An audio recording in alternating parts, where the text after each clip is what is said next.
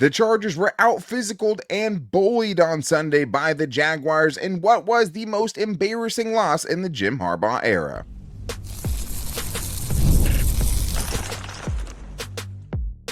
You are Locked On Chargers, your daily podcast on the Los Angeles Chargers. Part of the Locked On Podcast Network, your team every day. What is up, man? Welcome into the Locked On Chargers podcast. I'm your host, Daniel Wade, joined as always by my co-host, David Drogemeyer, and we've been covering the Chargers now for 10 seasons, and this is our 8th year as a host of the Locked On Chargers podcast, bringing you your team every day. Thank you to the everydayers out there for making us your first listen. I know how much it can hurt after losses like that, and it means even more to us that you guys continue to show up and help make us the #1 sports podcast network. But to make sure you never miss the show, go subscribe or follow for free on the Locked On Chargers YouTube channel and listen wherever you get your podcast from. David, what do we got today? We got to get into this absolutely disgusting football game is what we have today. And the Chargers got just dominated and embarrassed on both sides of the ball.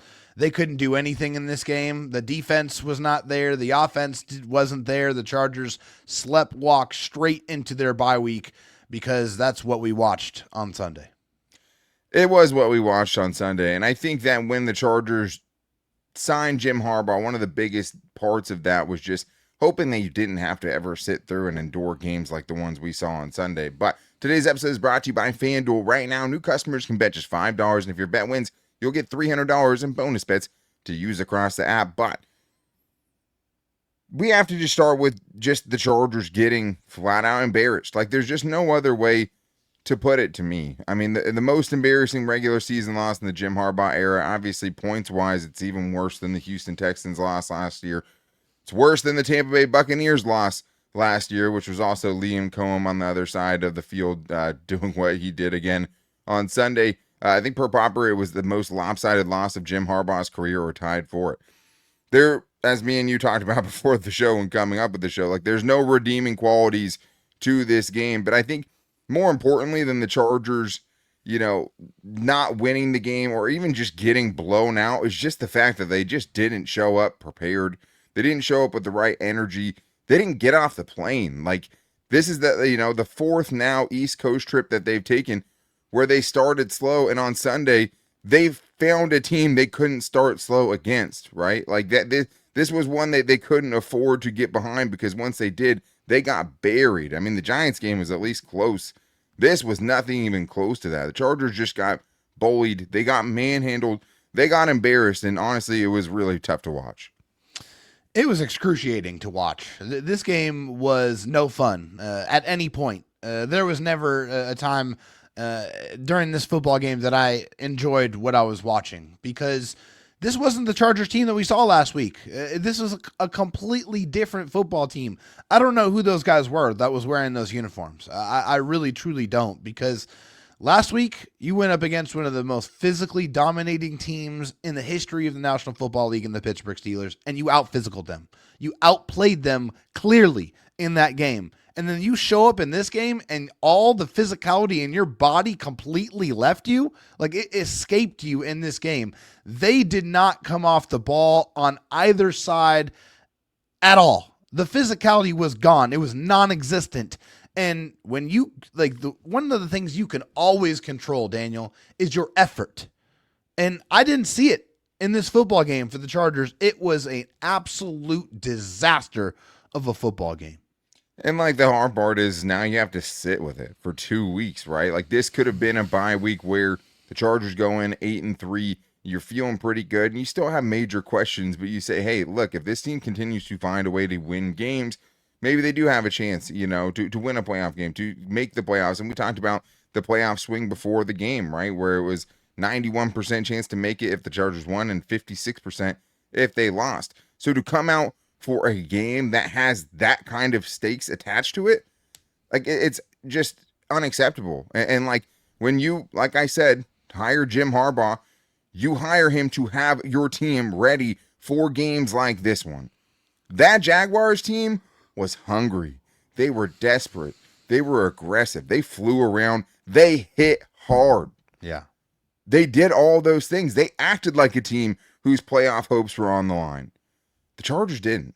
And I think the hardest part, especially being midway through the second year of the Jim Harbaugh tenure or this era that they're in right now, is just like, you're still getting bullied in the trenches, like, and just getting bodied for a coach who we know prides himself on having the more physical team, being the bully, not getting bullied. So to see last week where you're like, hey, we took it to them, we bullied them, and then to come back and get bullied by probably a worse defense, a less physical defense, probably not even as good of a pass rush as you faced last week, to have this performance and just on both sides, David, getting bullied in the trenches. Like, it's hard to continue to see the vision. Like, we know what they're dealing with, but like, these are just games that shouldn't happen. You look at like the, time of possession, you look at, what they were able to do to them and just kind of impose their will. Like, that I think is kind of the most depressing part of all this.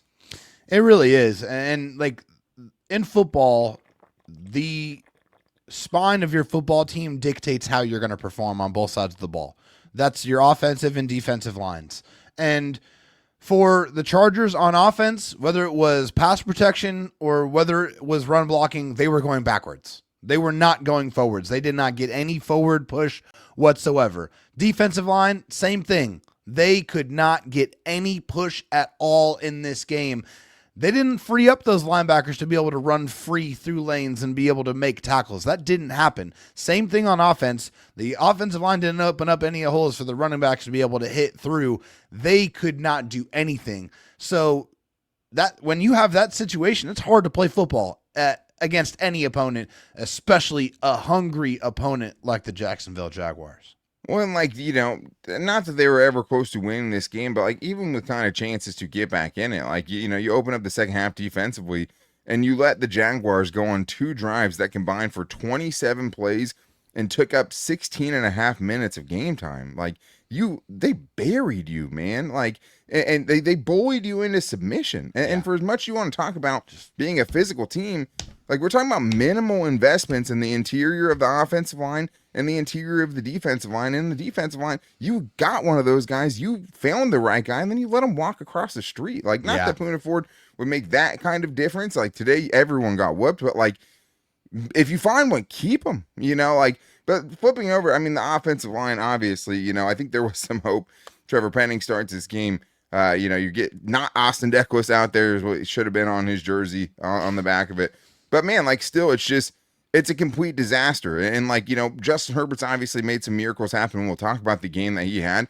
But like, again, you're seeing in this game, just like, it's so hard to win with the offensive line. You touched on the run blocking part of it, not opening up any holes for the running game. But like, Mekhi Becton in and out of the lineup. Chargers still getting dominated by the team that has the least sacks in the league. Like, this group is just a complete disaster with almost no redeeming qualities.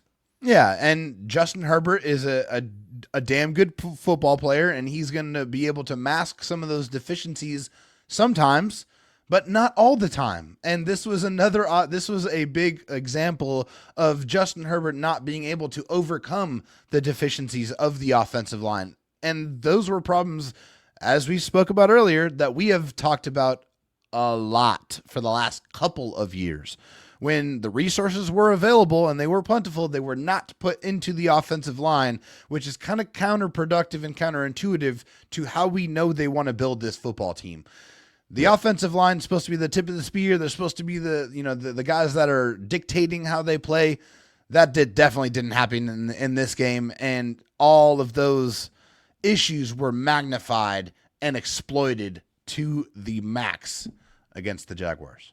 Yeah, and like, you trade a 6th-round pick for Trevor Penning, and at least the early charting has him allowing 6 pressures, 1 sack, also committing 2 penalties. So if he got was going to pushed be back the savior multiple times. He is not the savior. We're hoping he could be better than Austin Decklis, which was pretty much, a very low bar. It's a wash. If not, he was worse. But in this game, the Jags had 12 sacks coming into it in 9 games.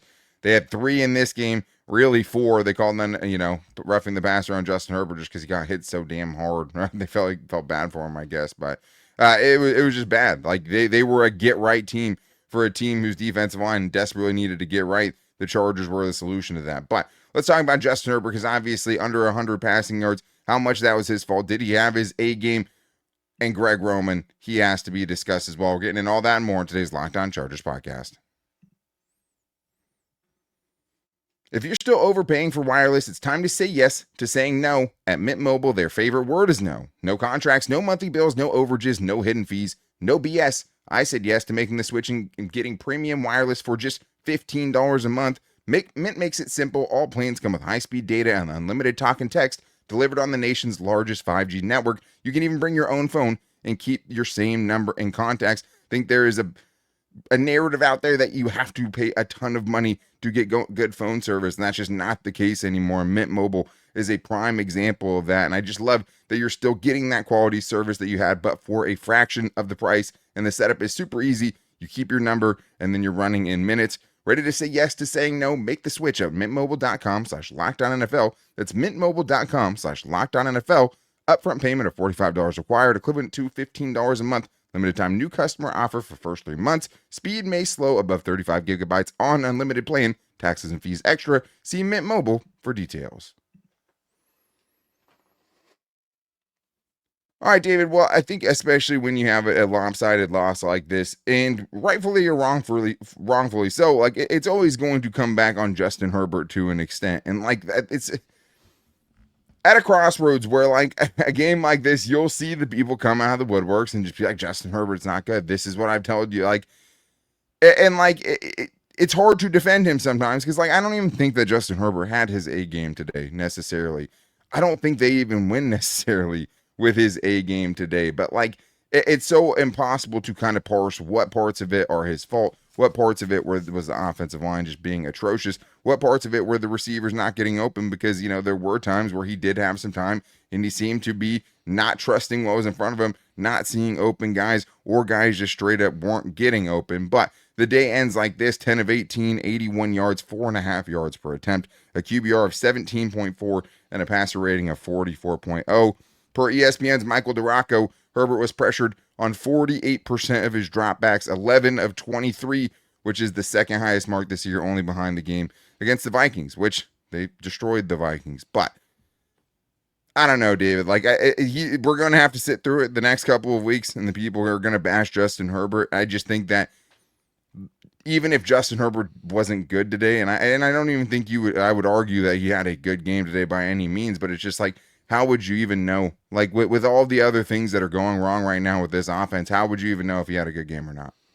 Yeah, I mean, it's hard to know. And obviously emotionally you're going to react one way or another based off of the stats, but you also have to provide the context. Like, he doesn't play the game out there by himself. Like, it's not just Justin Herbert versus the defense. It's obviously the offensive line and the running backs and the tight ends, receivers.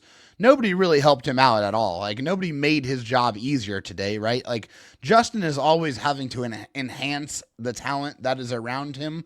And I don't, like, the talent didn't do that in kind to him. Like, the talent did not enhance his ability to make plays in this football game. Like, that did not happen. So yeah, Justin, sure, he shoulders some of that blame, right? I mean, he held onto the ball, double clutched a couple of times, but because coverage was good and, you know, the receivers weren't really open, but didn't really have much of a running game to help him at all. Like, it's really hard to find some balance when you're not finding any success at all in that department. So Justin in this game, he wasn't as bad as you think. He probably wasn't as good as you think. It's just one of those situations where it was an all-around bad performance by everybody, and there's no one singular problem or person who should shoulder the blame for this particular performance. It's everybody that needs to wear it.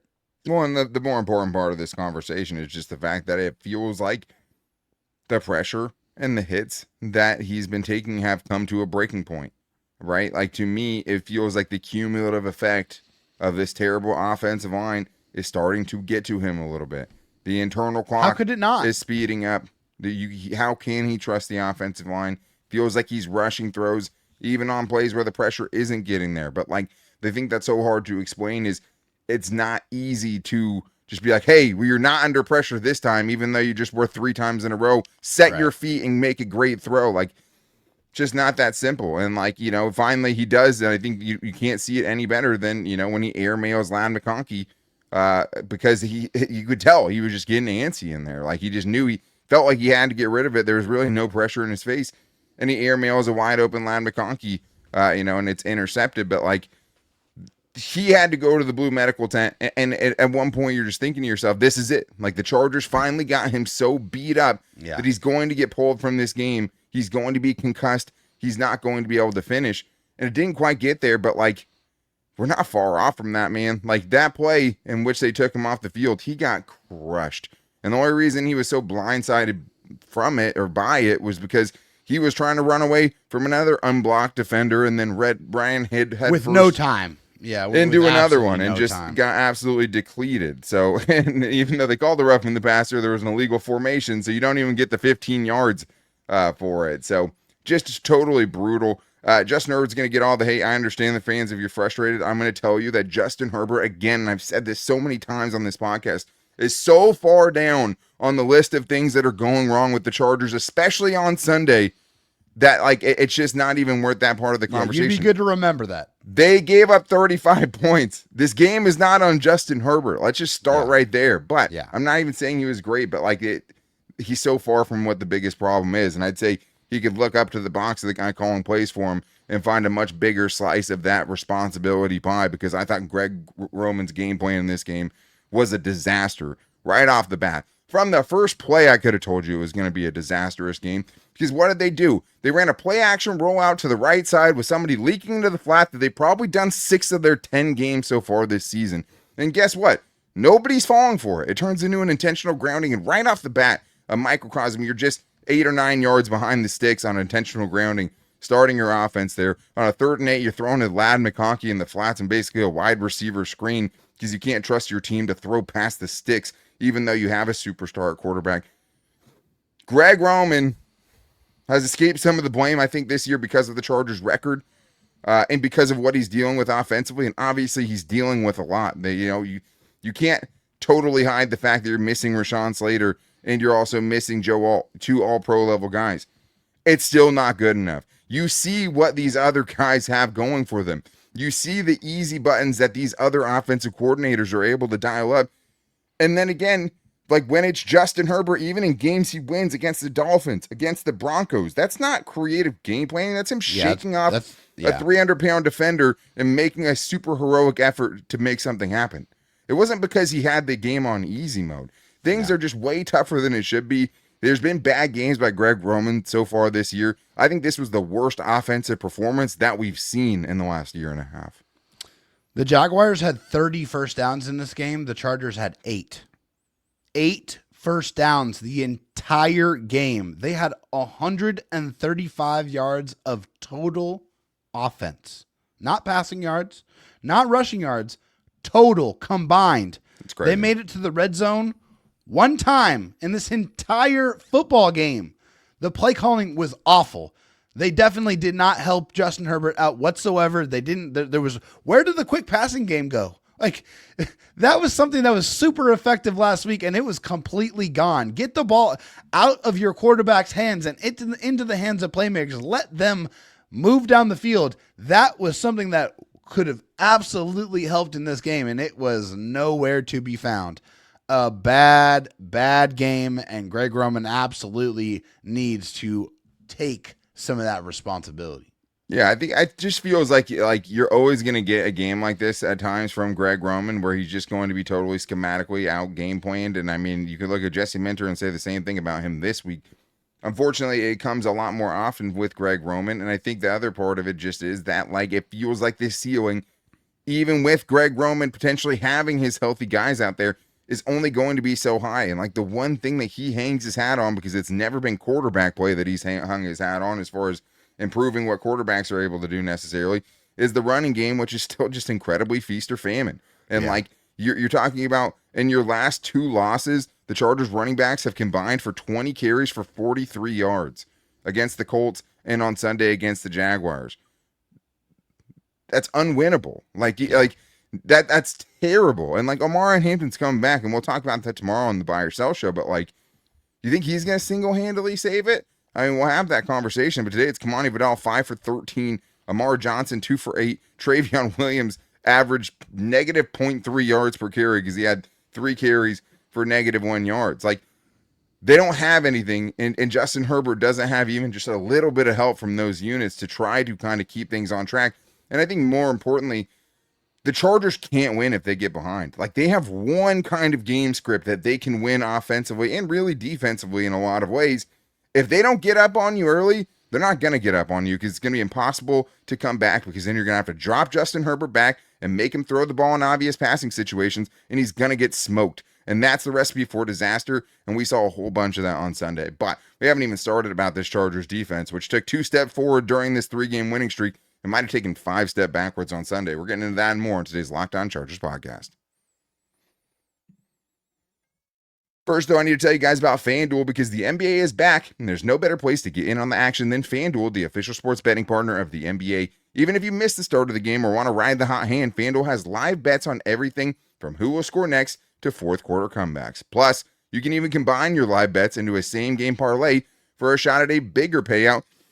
And with that football game we watched on Sunday, I would encourage you to watch some basketball and bet on some basketball and get your mind away from actually football games right now. For tonight, you can go with one of the feature parlays in Knicks Heat, with Jaime Jaquez getting more than 8+ rebounds and assists, and combining that with Josh Hart to also get 8+ rebounds and assists. And you can get that at plus 23.11, and it's not football. It keeps every game more exciting, especially when your team is the one that's making that late push. Right now, FanDuel is giving new customers $300 in bonus bets for your first $5 bet wins. So head to FanDuel.com, sign up to play your game with FanDuel, the official sports betting partner of the NBA. A lot more to unpack from this just devastatingly bad loss for the Chargers, especially on the defensive side of things, because, I mean, I think we came away, at least from this 3-game stretch, saying at times this defense can go win you a game if they have to. It would have taken a lot for the Chargers defense to win this game for them specifically, but it's hard for me, David, not to feel like it's kind of back to square one for this defense, because after allowing 26 total points and less than 9 points on average over their 3-game winning streak, they got whooped for 35 on Sunday. Yeah, it was a hot knife through butter. I mean, it was really the Jaguars doing whatever they wanted, and a lot of that happened to be on the ground, but they completely dominated this game. They only threw for 153 passing yards, but they ran 69 plays in this game, and they absolutely just smoked the Chargers on time of possession. They had the ball 15 more minutes in time of possession than the Chargers did. They held it for 37 minutes and 55 seconds, and the Chargers only had the ball 22 minutes and 5 seconds. And a lot of that was in the first half, because in the second half, it seemed like they barely touched the ball. And when they did, it was with Trey Lance at quarterback and Justin Herbert being taken out for his own health because the game was already out of reach. It was a really, really bad performance. The physicality on that side of the ball was completely absent. It was not there. They did not do anything to stop the Jaguars. It was the Jaguars doing what they wanted, which was physically impose their will and break the will of the Chargers and do it until the end of the game. Yeah, and it's just another time where it feels like somebody has the answers against Jesse Minter's defense. I mean, this isn't even one of, the top 10 offenses in the league that did this to you. It was one thing when the Colts steamrolled you. We're talking about a Jaguars offense that's been sputtering. Like, this has not been a good offense. They were arguably missing their best offensive tackle, probably their two of the, top 3 receivers. Travis Hunter out for the year. Yep. Brian Thomas Jr., their rookie phenom, did not play in this game. So you talk about injuries all you want and disadvantages. That team had their own injuries and disadvantages, and they hung a 35 spot on you. Let that sink in a little bit. You have 2 defensive pass interferences that lead directly to touchdowns. Elijah Molden one I thought was BS. Tarheeb Still, another one where it's just like, you're in a perfect position, man, though. Like, you can't let the dude just run into you. You have to try to play the football. You have to do something to where it doesn't look like you're just taking the dude out of the play, right? Like, and it doesn't matter. Like, you're putting yourself in those situations to give up 2 touchdowns. The Chargers should have got off the field in both of those situations and couldn't. And more than that, Liam Cohen. We talked about it on the crossover show last week. We talked about the 2 things that were going to decide this game. Liam Cohen last year brutalized Jesse Minter's defense. The only time anyone's ever put up a 40 spot on Jesse Minter's defense was Liam Cohen doing it last year when he was the offensive coordinator for the Buccaneers, where they brutalized Jesse Minter then, and with a completely different team, a lesser quarterback, a lesser offensive line, they came out and did it to you again, and 5 for 5 in the red zone. They had 30 first downs. They only faced 10 third downs. Like, they weren't even getting to third down. When you got off the field on third down, they converted 60% of their fourth downs. You had 2 fourth down stops and an interception, and you still gave up 35. But it is on the ground, and that's the Achilles heel. And the crazy thing is, David, is you let them run the ball 47 times on you. Like, the yard per carry, all that stuff can kind of go out the window. 4.1 is whatever. You give 192 yards. The longest run of the game they had was 15 yards. They bullied you. They pounded the rock on you. You could never get them behind. You could never stop them for a loss in the running game. And like we've seen in the Chargers' losses, they got brutalized on the ground, and that run defense is the Achilles heel of this defense.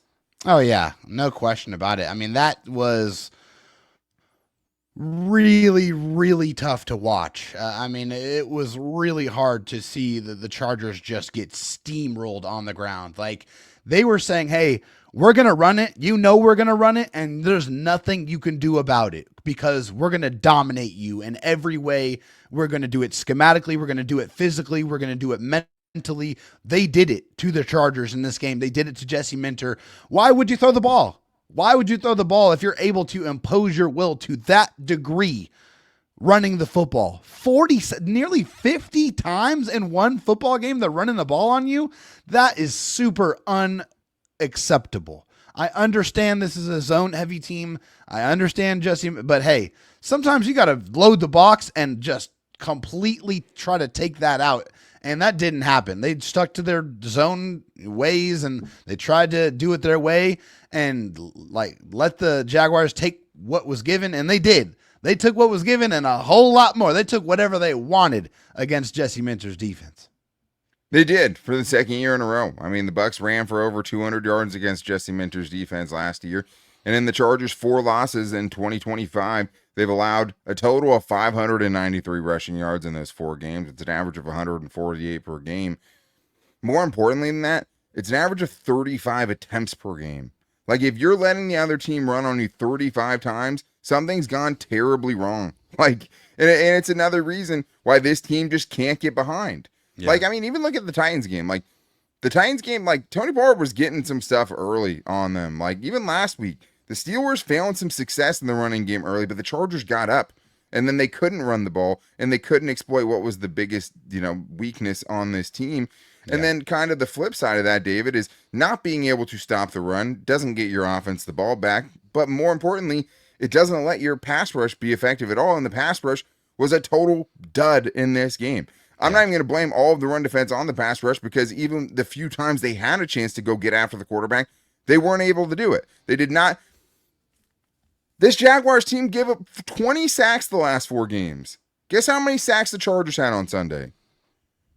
They had 0 sacks. Like, they couldn't get significant pressure on Trevor Lawrence all day. Another mobile quarterback they can't bring down. And, like, the Chargers didn't force many 3rd and longs. When they did, it didn't come through. And, like, you traded for Odafe Owe to give you 3+ pass rushers. It just wasn't close to enough even with him in this game.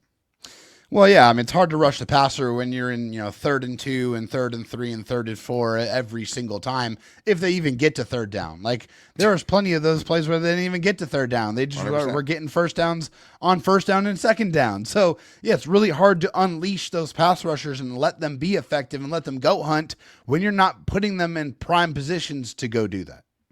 Yeah, and that was a huge part of, I think, what happened today. I mean, that was not a good offensive line they went up against.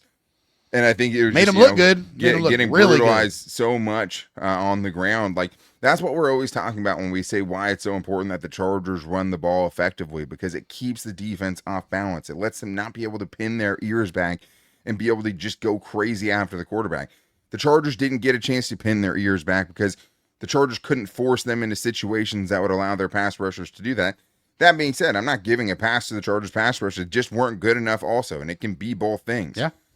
But as we see, it's just not a recipe for success. When you can't stop the run, when you can't get pass rush, you're going to get torched, especially by decent offenses. And you might be able to get away with it against old Aaron Rodgers or old Carson Wentz or rookie Cam Ward.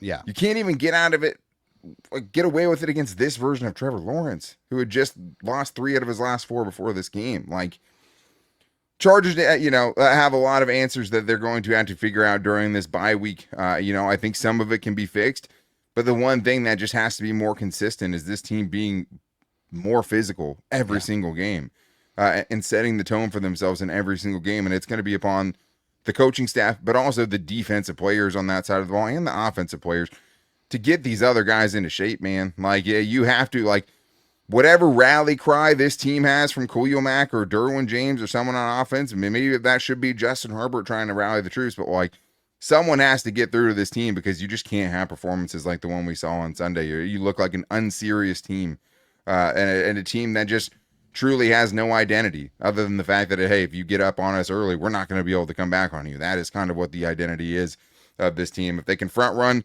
they can win some games. If they can't, they're toast. And the Chargers have a lot of tough matchups on their schedule. Forget about records of the other team. A lot of tough matchups, and they're going to have to piece together a lot. They're going to figure this thing out. But going to get a little healthier. You have 2 weeks, and there's a lot that's going to have to happen in that 2 weeks. But we want you to hear your guys' opinions, too, and what overreactions you have. And tomorrow is Buy or Sell Tuesday, getting into the biggest Charger storylines and overreactions. And I'm sure there are a lot out there right now. So hit us up at Locked On LAC on Twitter. Hit us up at Locked On Chargers on Instagram and our Locked On Chargers Facebook page, where you can call to the voicemail line and let them have it through there at 323-524-7924. But make sure, as always, you're just following and subscribing for free to the Locked On Chargers YouTube channel and listening wherever you get your podcast from so you never miss the show. And we appreciate you guys. And we know this is tough.